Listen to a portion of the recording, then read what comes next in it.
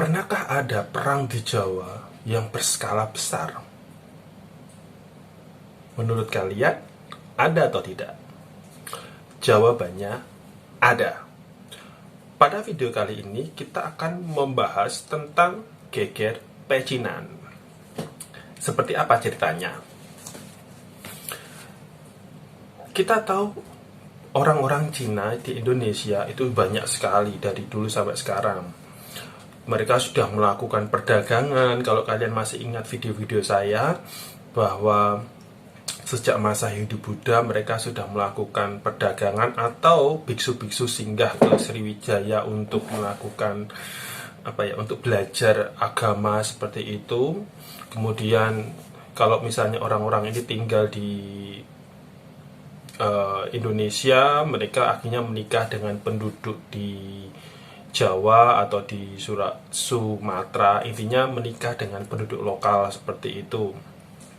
Pada masa VOC di abad 17, maka jumlah orang-orang Cina dari Tiongkok sana yang datang ke Batavia itu semakin banyak, karena memang kebijakan dari VOC itu sengaja mendatangkan orang-orang Cina dari Tiongkok sana untuk kemajuan ekonomi dan keamanan di kota Batavia. Cuma permasalahannya, orang-orang yang datang dari Tiongkok ini ternyata mungkin tidak semuanya itu memiliki kemampuan atau modal untuk bekerja di Batavia, sehingga akhirnya banyak yang begitu sampai di Batavia mereka menjadi pengemis, kemudian menjadi pencuri. Nah, ini kan akhirnya menimbulkan masalah-masalah sosial di kota Batavia, karena kota Batavia sebagai kota yang sangat maju pada saat itu menjadi daya tarik bagi orang-orang Cina, terutama dari Tiongkok sana yang memang miskin, untuk datang ke kota Batavia. Itu seperti itu. Kemudian karena banyaknya orang-orang Cina yang datang dari Tiongkok sana, VOC itu membuat suatu kebijakan untuk membatasi imigran Cina ini. Kebijakannya itu seperti apa? Setiap orang Cina yang tinggal di Batavia itu harus memiliki surat izin bermukim. Nama izinnya itu permisif, surat pas, intinya itu aja.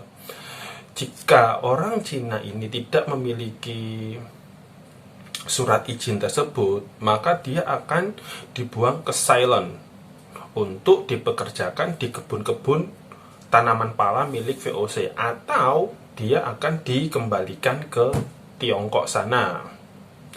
Untuk memiliki surat pas ini, maka pemerintah VOC memberikan waktu 6 bulan untuk mendapatkannya.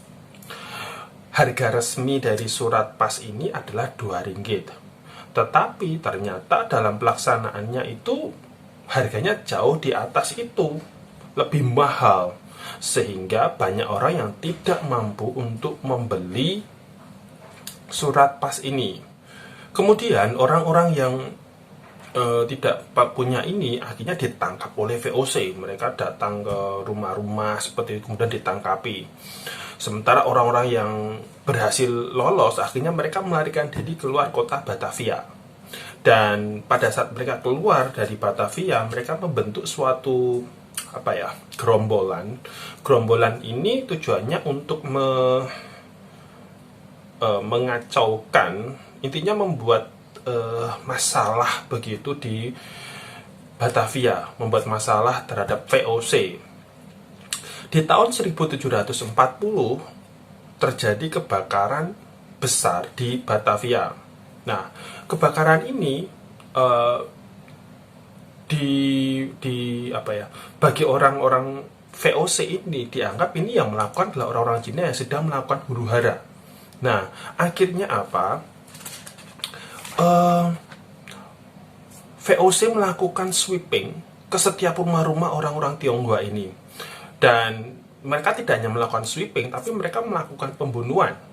Dari yang saya baca itu kurang lebih 10.000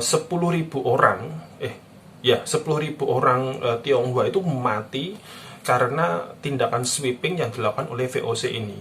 Sehingga banyak orang-orang Tionghoa yang akhirnya melarikan diri keluar kota Batavia dan melakukan perlawanan di berbagai daerah. Dan perlawanan ini ternyata mendapatkan dukungan dari para bupati. Kalau kalian pengen tahu kisah tentang Geger Pecinan ini lebih jelas, kalian bisa baca buku Geger Pecinan karangan ini, kalian bisa cari. Saya sudah baca bukunya, tapi itu 6 tahun yang lalu, jadi sudah lupa. Tapi pokok-pokoknya saya masih ingat. Nah, itu mendapatkan dukungan dari para bupati-bupati yang memang sejak awal itu sudah tidak suka dengan keberadaan VOC. Tokoh yang paling terkenal di dalam pemberontakan orang Cina ini namanya adalah Ki Sepanjang. Ini menggunakan lidah orang Jawa, tapi sebenarnya namanya bukan Ki Sepanjang sih, Kepanjang, kayak gitu. Nah, kemudian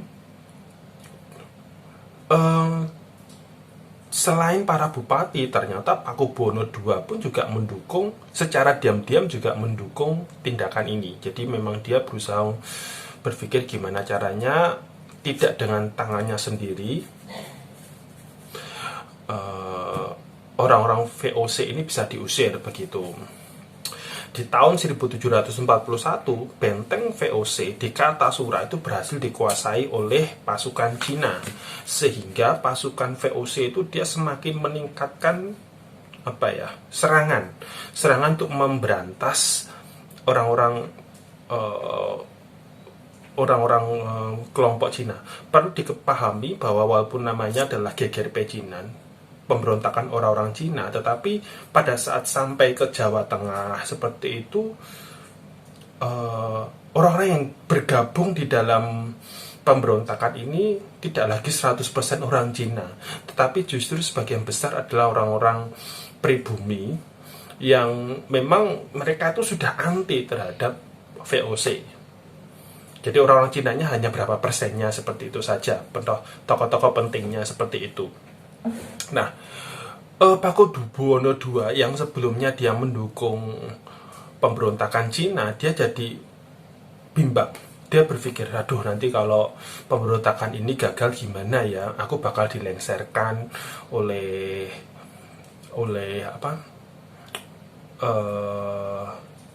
VOC. Perlu kalian pahami bahwa setelah Amangkurat I, maka VOC itu punya power yang besar di dalam mengganti atau mempengaruhi pengambilan keputusan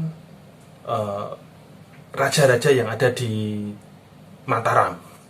Jadi itu yang dikhawatirkan oleh Pakubuwono II. Jangan-jangan kalau pemberontakannya gagal, dia akan dilengserkan. Akhirnya Pakubuwono II itu berbalik menjadi menentang pemberontakan Cina.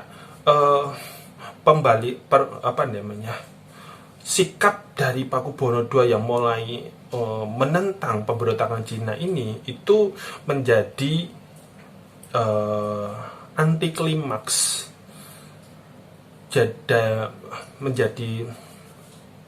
menjadi anti klimaks. Intinya membuat pasukan Cina ini mulai mengalami penurunan, dan itu nanti yang akan mempengaruhi pemberontakan Raden Mas Said dan juga Pangeran Mangkubumi.